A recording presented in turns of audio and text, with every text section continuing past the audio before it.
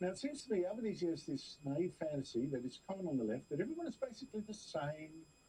Culture doesn't count. You can bring in someone from a place with a very different culture and they'll fit in like you wouldn't notice to our beliefs and standards. So, let us look at Gaza, which for 18 years now has been under the control of Hamas, which last October started this war with Israel by slaughtering 1,200 Israelis, raping women, beheading men, and kidnapping 251 people. What I'll show you is footage from just the last few years. Now, if you're from Gaza, you are from a terrorist enclave where some children have put on concerts, waving around guns, pretending to be terrorists who blur the faces for absurd privacy laws. Summer camp for these children has been learning from Hamas terrorists how to handle weapons and shoot. If you're from Gaza, you've probably watched Gaza TV, also controlled by Hamas, which in this compilation from 2015, just for an example, coached children to hate Jews and to kill them and praise parents with that deadly message.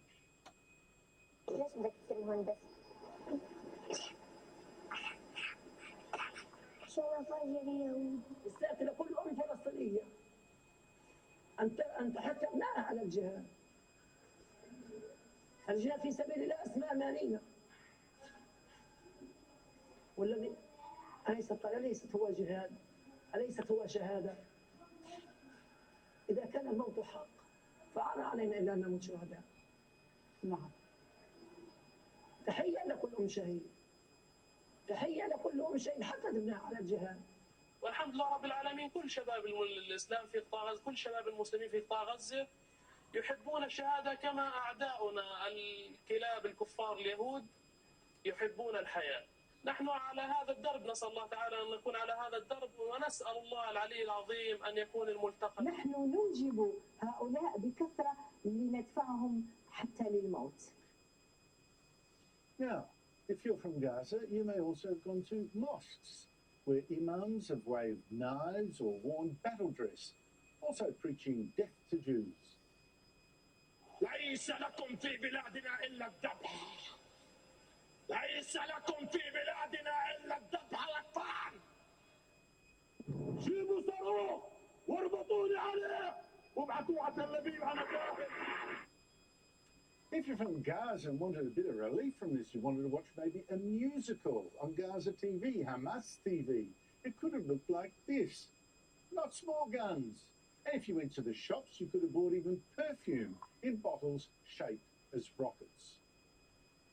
Is our Albanese government seriously thinking you can take in 3,000 people from a terror enclave like that without interviews on just tourist visas?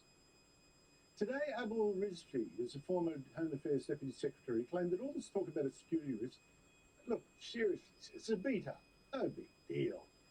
To me, that's a worry. But Rizvi did at least admit the Albanese government should not have stuck in these refugees on mere tourism visas. He said the Home Affairs Department would have given the government advice that the humanitarian option, like the humanitarian visa, was probably the better option. But the government chose a politically safer one that could hush up, it thought, and now it's blown up in their face. But look, I've shown you now some of the poisonous aspects of the culture of Gaza, where these refugees come from.